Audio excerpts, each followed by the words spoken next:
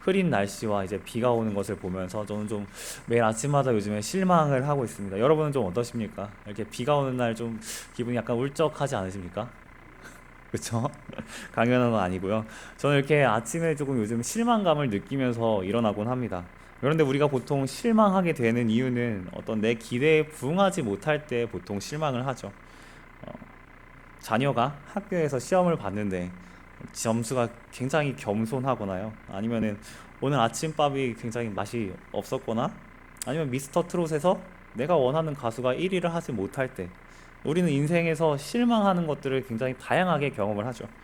그러나 실망하게 되는 원리는 동일합니다. 바로 기대에 부응하지 못하기 때문이죠. 오늘은 바로 이 부분에 대해서 좀 살펴보고자 합니다. 본문 속 이스라엘 백성들을 바라보면서요, 저와 성도님들이 하나님 보시기에 하나님의 원하심에 하나님의 기대에 잘 부응하며 살아가고 있는지를 살펴보길 원합니다. 우리가 3주 전에 이제 정 목사님이 설교하시면서 살펴보았지만요, 호세아가 그려내는 이스라엘의 모습은 참 악하다라는 말이 어울립니다. 권력을 가진 사람들이 약자를 핍박하고 그들의 모든 것을 갈취하죠. 마치 양 99마리가 있는 사람이 양 한 마리밖에 없는 사람의 양을 강제로 빼앗아가는 것처럼 이스라엘은 굉장히 부패한 상태에 있었습니다. 사실 이런 탐심과 굉장히 폭력적인 마음을 갖는 이유는 바로 나 자신밖에 모르기 때문 아니겠습니까? 인생의 목표가 나만 잘 살면 되고 나만 행복하면 되고 우리 가족만 배부르면 되기 때문에, 그래서 타인이 어떤 아픔을 겪든 공동체에 어떤 문제가 있든 그런 건 별로 관심 없고 그저 타인이 나보다 더 좋은 걸 갖고 있진 않을까, 저걸 내가 가지면 행복하지 않을까를 고민하죠. 이것이 바로 자기 자신밖에 모르는 사람의 삶인데요. 호세아가 성경을 기록하던 당시 남북 이스라엘은 모두 그런 삶을 살고 있었습니다. 그러니 사회가 얼마나 부조리하겠습니까? 그런데 정말로 큰 문제는요, 이들이 살아가는 사회가 부조리하다는 것을 떠나서, 물론 이것도 문제가 되지만요, 더 큰 문제는 그들 안에 있는 것이었습니다. 바로 그들이 어떻게 살아야지 그러면 올바르게 사는 건지 모른다라는 것이죠. 무슨 말이냐면요, 이스라엘 백성들이 만약에 정말로 악하고 잔인한 자신들의 현실을 보고서 이건 올바르지 못한 것 같아, 돌아가야겠어 라고 느낀다라면 그것은 조금 힘든 삶이긴 하지만 그래도 희망은 있습니다. 그나마 소망은 있다고 볼 수 있죠.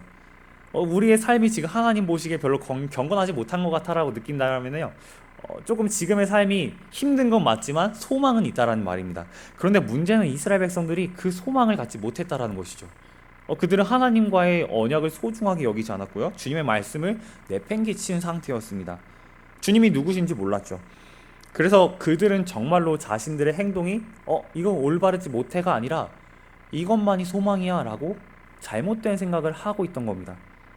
4절 말씀이 이것을 증거하는데 제가 읽도록 하겠습니다. 그들의 행위가 그들로 자기 하나님에게 돌아가지 못하게 하나니 이는 음란한 마음이 그 속에 있어 여호와를 알지 못하는 까닭이라. 이처럼 이스라엘 백성들의 마음에는요, 이미 자기 자신을 위한 마음이 가득했습니다. 그래서 그들은 하나님이 누구신지도 몰랐고 돌아갈 수도 없던 것이죠. 이스라엘 백성들처럼 그럼 하나님을 모른다라면 여러분 어떤 일이 일어날까요? 사랑하는 여러분, 여러분께서 여러분의 삶을 돌아보실 때 하나님을 믿기 전이요, 하나님의 어떤 인격적이신 모습과 죄의 눈먼 우리를 먼저 찾아오신 그 하나님의 사랑이요, 이런 것들을 경험하기 전에, 우리가 소위 은혜라고 말하는 것들을 경험하기 전에 여러분은 어떤 모습이셨습니까? 이에 대해서 오늘 본문은 이렇게 표현합니다. 교만이 그 얼굴에 드러나 있다라고 말이죠. 이스라엘 백성들은 하나님이 누구신지 몰랐기 때문에 당연히 자기의 마음대로 살아갔고 하나님의 법을 철저하게 무시했습니다. 그래서 그들의 마음은 교만해졌는데, 우리 앞에 띄어 있는 것처럼 5절 말씀을 통해서 호세아는 이렇게 말하고 있습니다. 제가 읽겠습니다. 이스라엘의 교만이 그 얼굴에 드러났나니 그 죄악으로 말미암아 이스라엘과 에브라임이 넘어지고 유다도 그들과 함께 넘어지리라. 결국 하나님께 대해서 관심을 갖지 않고요, 그분이 누구신지 모른 채 살았던 백성들은 전부 다 자기 마음대로 살아가는 죄에 빠지게 됩니다. 이것의 커다란 문제 중 하나는 바로 회개할 줄 모른다라는 것이죠. 이런 겁니다. 요즘처럼 이제 비가 오는 날에 길거리를 이제 다니다 보면은 이 우산이 조금 큰 경우에는 시야가 좀 가려집니다. 그래서 앞에 뭐가 있는지 잘 모르는 경우들이 종종 있죠. 앞에 사람이 있는지 전봇대가 있는지 잘 모릅니다. 그래서 저는 좀 자주 부딪히는 편인데, 만약에 제가 사람과 부딪힌다라면 어떻게 해야 될까요? 사람과 부딪히면은 잠깐의 아시지 않습니까? 말하지 않아도 잠깐 그 짧은 제스처로 제가 미안하다는 마음을 전하면은 상대도 충분히 느끼죠. 혹은 집에 이제 손님이 찾아왔었을 때 오랜만에 막 이런저런 얘기를 나누면서 굉장히 크게 웃고 떠들었더니 주변 이웃이 조금 시끄럽다라고 공손하게 말씀을 해주시면은 우리는 거기서 이제 미안함을 느끼고 죄송합니다라고 말을 하죠. 우리는 내 잘못을 인정하며 사과를 합니다. 왜냐하면 나 역시 그런 행동들을 당했을 때 기분이 나쁘기 때문이에요. 그래서 우리는 사과를 하죠. 그런데 하나님이 누구신지 모른다라면 그것을 할 수 없게 된다라는 겁니다. 주님께 내가 잘못했다라고 인정할 수 없게 되고요, 회개할 수 없다라는 것이죠. 우리 6절 말씀 앞에 나올 텐데 우리 함께 읽도록 하겠습니다. 시작. 그들이 양떼와 소떼를 끌고 여호와를 찾으러 갈지라도 만나지 못할 것은 이미 그들에게서 떠나셨음이라. 하나님을 모르는 이들이 하나님께 회개하는 모습을 보일지라도 그들의 회개는 하나님께서 원하시는 종류의 회개가 아니라 그들이 바알에게 하던 형태의 회개 그대로이기 때문에 하나님은 받으시지 않으십니다. 6절에서 그렇게 말하고 있죠. 하나님의 법이 무엇인지 모르기 때문에 아무리 하나님께 회개하는 척 할지라도 그것이 올바른 회개가 될 수 없다라는 말씀을 드리는 겁니다. 운전을 좀 예로 들자면요, 면허가 있는 사람들은 도로 위에 신호들이 무엇을 의미하는지 알고 있습니다. 그리고 운전 중에 스마트폰을 하면 안 된다는 것도 알고 있죠. 하지만 운전을 하지 못하는 사람들, 면허가 없는 사람들은 그것이 뭐가 잘못된 것인지 모르는 경우들이 종종 있습니다. 조수석에 앉아서 자는 경우들도 그 중에 하나가 되겠죠. 그래서 잘못된 행동을 해도 내가 잘못했습니다 라고 시인할 수 없게 됩니다. 마찬가지로요, 하나님을 알지 못한다라는 것은 하나님의 법이 무엇인지 모른다라는 것이고 내가 잘못한 줄도 모른다라는 것입니다. 그렇다고 내가 잘못한 사실이 바뀌는 것도 아닌데 말이죠. 그래서 그들은 우상만 쫓게 되고 하나님은 그들을 떠나게 되십니다. 그러면 사랑하는 여러분, 하나님을 모르고 살아가는 삶이요, 하나님께서 떠나신 삶이요, 괜찮을까요? 과연 정말로 괜찮은 삶일까요? 내버려둬도 괜찮을까요? 우리는 이 문제에 대해서 좀 심각하게 고민을 해볼 필요가 있습니다. 왜냐하면 하나님께서 떠난 삶이 정말로 좋고 괜찮은 것이라면 우리가 이 자리에 모여서 하나님을 예배할 이유가 전혀 없기 때문이죠. 여러분 집에 가셔도 됩니다. 저도 설교를 그만둬야 하죠. 이것이 맞습니다. 그러나 우리가 잘 알듯이요, 성경은 그 삶이 전혀 괜찮지 않다라고 말합니다. 사실 모든 세상을 창조하시고 우리를 먹이시고 기르시는 분을 떠나서 우리가 무엇을 하며 살아갈 수 있겠습니까? 우리의 영혼이 아무런 공급을 받지 못한다면 우리는 황폐해질 것이 너무나 자명합니다. 그렇기 때문에 우리는요, 하나님께서 우리를 떠나시지 않으시고 우리와 동행하신다라는 그 사실에 대해서 어떤 간절한 마음과 소망을 가질 필요가 있습니다. 그리고 이 관계를 누리기 위해서 하나님이 우리에게 원하시는 것이 무엇인지 깨달을 필요가 있어요. 이스라엘 백성에게도 하나님께서 원하시는 것이 있었습니다. 그들은 알지 못했지만 하나님이 원하시는 것이 분명히 있었죠. 첫 번째로는 우상을 철폐하는 것이었습니다. 오직 주님만 섬기는 것이었죠. 쉽게 말하면요, 출애굽 당시에 그들이 받았던 십계명, 율법을 잘 지키고 살아가는 것이 하나님 앞에서 이들이 해야 하는 의무요, 하나님이 원하시는 것이었습니다. 그런데 남북 이스라엘은 모두 그것을 어겼습니다. 그래서 하나님께서 그들을 이렇게 취급하시죠. 7절 말씀 제가 읽도록 하겠습니다. 그들이 여호와께 정조를 지키지 아니하고 사생아를 낳았으니 그러므로 새 달이 그들과 그 기업을 함께 삼키리로다. 원문에서 사생아라는 것은요, 조금 해석을 드리면은 이방인이라는 의미를 담고 있습니다.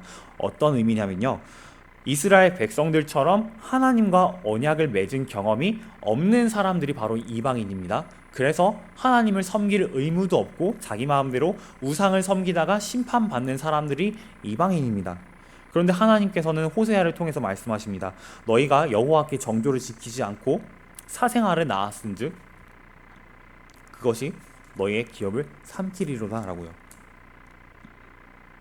하나님이 싫어하는 삶을 선택했기 때문에 이스라엘 백성들은 실제로 그 결과를 온몸으로 맞이하게 됩니다.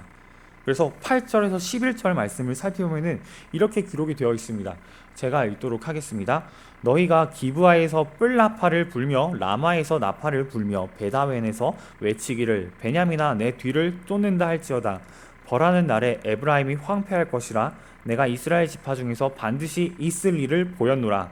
유다 지도자들은 경계표를 옮기는 자 같으니 내가 나의 진노를 그들에게 물같이 부으리라.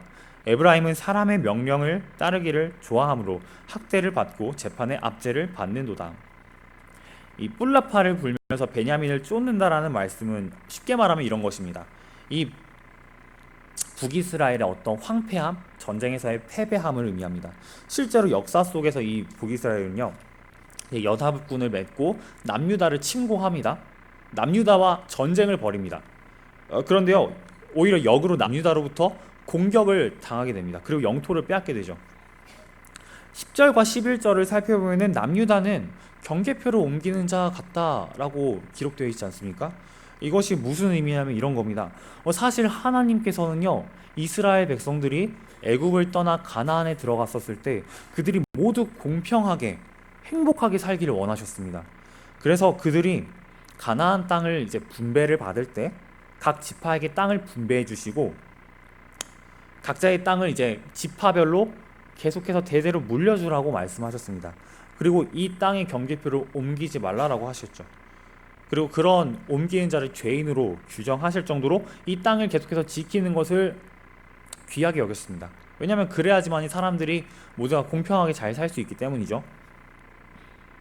그런데 이스라엘 백성들은 하나님에 대해서 알지 못하다 보니 하나님께서 하지 말라고 하셨던 동족 간의 이 사륙 전쟁을 벌이고요. 남유다는 자신들에게 쳐들어온 북이스라엘만 쫓아내면 되는데 오히려 영토를 넓히는 행위를 저지릅니다. 또한 북이스라엘은 하나님이 아니라 이방 문화를 섬긴 대가를 철저하게 치르게 되죠. 이처럼 하나님께서는요, 당신이 원하는 삶을 거부한 백성들에게 반드시 심판을 내리십니다. 설교 이제 처음 시작하면서 말씀드렸던 것처럼요, 하나님께서는 당신의 기대를 저버린 사람들을 절대 기뻐하지 않으세요. 그리고 배신에 합당한 심판을 내리십니다. 그리고 이처럼 하나님을 떠난 북이스라엘과 남유다는요, 반드시 멸망하는 결과를 얻게 됩니다. 특별히 이들이 이제 멸망 가운데 이르고 고통받는 장면에 대해서 호세아는 이렇게 말을 합니다. 우리 12절에서 14절까지 말씀 함께 교독하시도록 하겠습니다. 시작. 죄송합니다. 교독하겠습니다. 그러므로 내가 에브라임에게는 좀 같으며 유다 족속에게는 썩이는 것 같도다.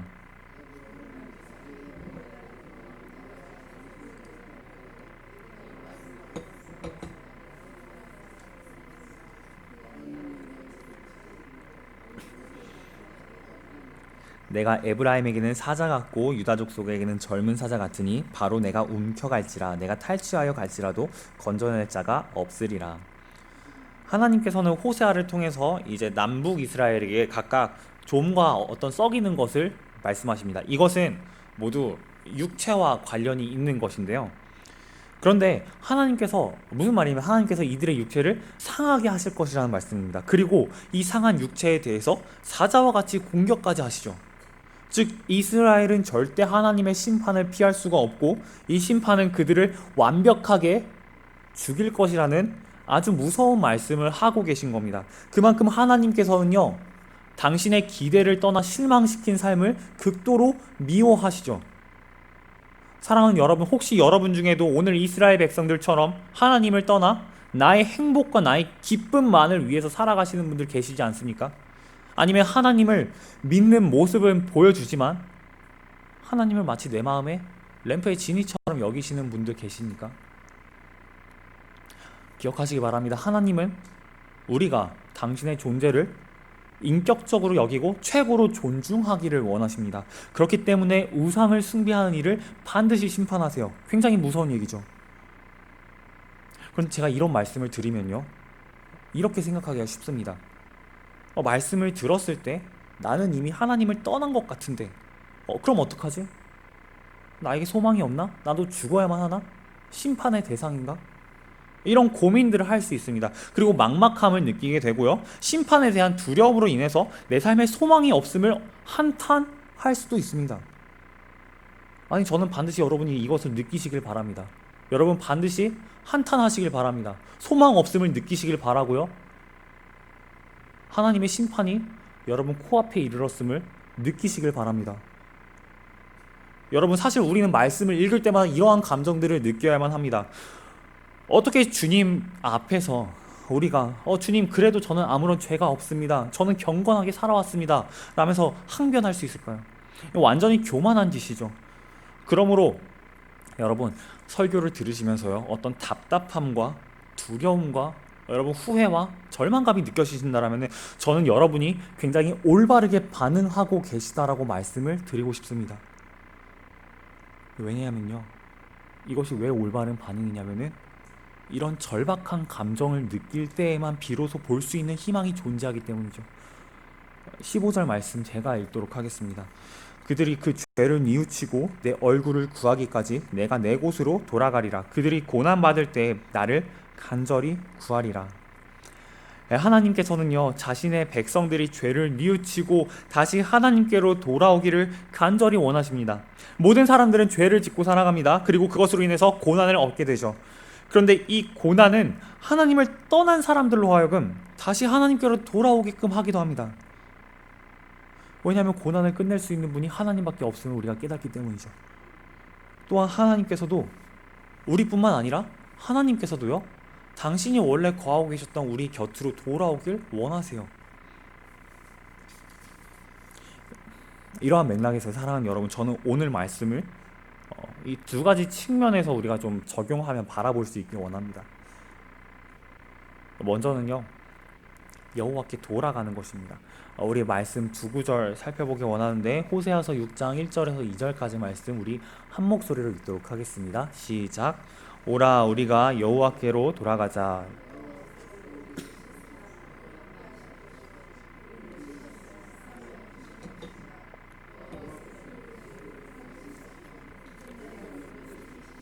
우리가 그의 앞에서 살리라.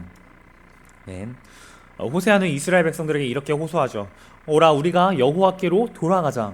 그분께서는 우리를 좀먹게도 하시고 우리를 썩게도 하시며 또 약해진 우리의 육신을 마치 사자가 찢어버리듯이 아무런 저항도 할 수 없도록 고통스럽고 죽음에 이르도록 만드시지만, 그러나 다시 아무 일도 없던 것처럼 낫게 하실 것이고 고쳐주실 것이다 라고 말을 합니다. 이런 회복을 받기 위해서라면요, 우리가 해야 되는 것은 반드시 하나님께로 돌아가야 한다라고 말을 하는 것이죠. 특별히 호세아는요, 여기서 너무나 중요한 신앙 한 가지를 더 말하는데 바로 부활 신앙입니다. 오늘날 이제 바클레이라는 신학자가 있는데, 이 신학자에 의하면은 당시 고대 근동에서는 죽은 사람들의 영혼이 죽고 그 사람의 영혼이 3일 정도를 그 죽은 시체 가운데 떠돈다라고 믿었다라고 합니다. 그리고 3일이 지나면은 더 이상 내가 살아날 수 없구나 라는 사실을 인정하고 죽은 사람, 그 영혼들의 세계로 돌아갔다라는 것이 고대 근동 가운데 이제 있었던 어떤 하나의 관념 중 하나라고 합니다. 그런데 바로 이러한 문화 속에서요, 이러한 문화적 맥락 속에서 호세아는 이스라엘 백성들이 생각하는 그 3일의 기간 안에 셋째 날에 우리를 일으키시리니 우리가 그의 앞에 살리라 라고 말을 합니다. 그러니 그들 안에 이 표현이, 이 문화적 맥락 안에서 얼마나 더 극적이고 감동적으로 와닿았을까요? 또한 오늘날 우리에게는요, 그리스도께서 3일째 되시는 날에 부활하신 것처럼요, 하나님께서 당신에게 나아온 자들을 부활시킬 것이라는 어떠한 소망을 갖게 하죠. 그렇기 때문에 우리에게는 어떤 돌이킴이 반드시 필요합니다. 하나님 앞에 죄인으로 계속 남아있는 것이 아니라요, 나로 하여금 심판대 앞에 이르게 한 이 죄를 미워하고 돌아가고 싶어하는 마음을 갖는 것이 필요하죠. 그리고 이 돌아가는 마음과 깨닫고 실천하는 것이 같이 필요합니다. 사랑하는 여러분, 여러분 안에는 어떠한 돌이킴이 필요하십니까? 여러분 무엇으로부터 돌이켜야 하나요? 여러분으로 하여금 은밀하게 짓도록 하는 죄가 무엇입니까? 저는 여러분이 그것들을 모두 내려놓으시고 하나님께로 온전히 돌아오실 수 있길 바랍니다. 또한 우상을 내려놓는다는 점에 대해서요, 오해하지 마시길 바랍니다. 우상 숭배는요, 이것을 내려놓는다라는 것은요, 잠깐 쉬라라는 것이 아닙니다. 끊어내는 것을 의미하죠. 만약에 내가 불이하게 얻은 재물이 있어서 그것을 나의 우상으로 삼고 있다라면요, 여러분 그것을 포기하셔야 합니다. 그리고 가난하고 약한 소외된 자들에게 베푸셔야만 하죠. 그리고 뿐만 아니라 내가 탐냈던 모든 것들을 원래 가져야 할 사람들에게 돌려주는 것이에요. 혹시 잘못된 행동들을 반복하고 있다라면은 그것을 계속하는 어떤 관계나 자리나 혹은 내 육신이 그것을 반복한다라면은, 내 눈이 그것을 반복한다라면은 한쪽 눈을 찍어내서라도 지옥불이 아니라 천국으로 들어가야 한다라고 말씀하셨던 그 주님의 말씀을 우리가 지킬 필요가 있는 것입니다. 즉 우상을 내려놓는다라는 것은요, 잠시 쉬는 것이 아니라 도저히 다시는 그것을 할 수 없도록 완전히 끊어내는 것이죠. 이것이 바로 하나님께로 돌이키는 것입니다. 그래서 더 이상 내 안에서 두 번 다시 이 우상을 찾을 수 없도록 철저하게 회개하는 것입니다. 이것을 위해서는요, 특별히 정말로 중요한 것은 내가 죄인 되었다라는 사실을 인정하고 또 인정하는 것입니다. 내가 하나님 심판대 앞에 지금 서 있다라는 사실을 경험하는 것이죠. 그래서 하나님 앞에 회개함으로 나아가서 모든 죄를 용서하시는 그 주님의 구원의 은혜를 경험하는 것이 우리에게 필요합니다. 그런가 하면 두 번째로 우리에게 필요한 것은요, 바로 하나님을 아는 것입니다. 우리 호세아서 6장 3절 말씀 한 목소리로 읽도록 하겠습니다. 시작. 그러므로 우리가 여호와를 알자, 힘써 여호와를 알자.